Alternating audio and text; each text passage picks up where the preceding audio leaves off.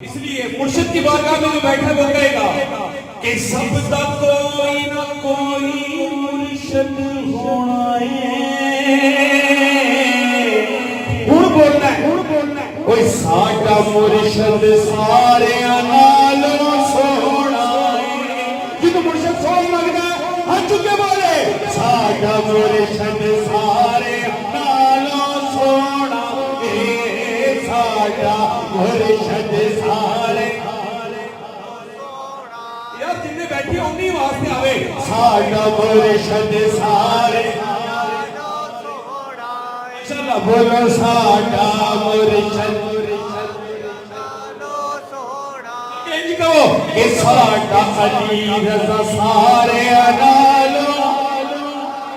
हुण ते कौन है यार साडा अली रज़ा सारे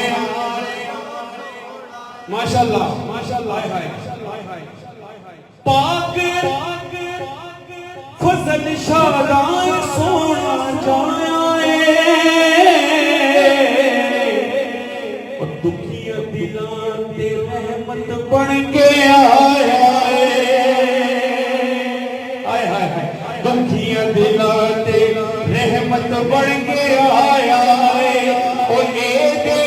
वर्गा पीर न कोई होना मजा है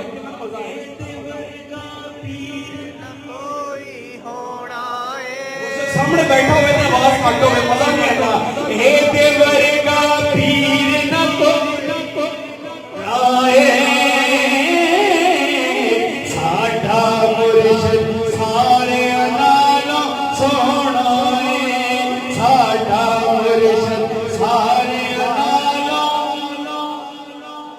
मान दिला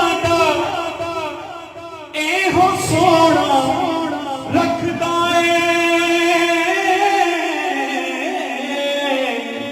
हाय हाय हाय बुल्ले वांगू नच नच यार मनाना बुल्ले वांगू नच नच यार मनाना बसे दे हाय हाय एदी मिसल मिसाल न कोई होना साडा मुर्शिद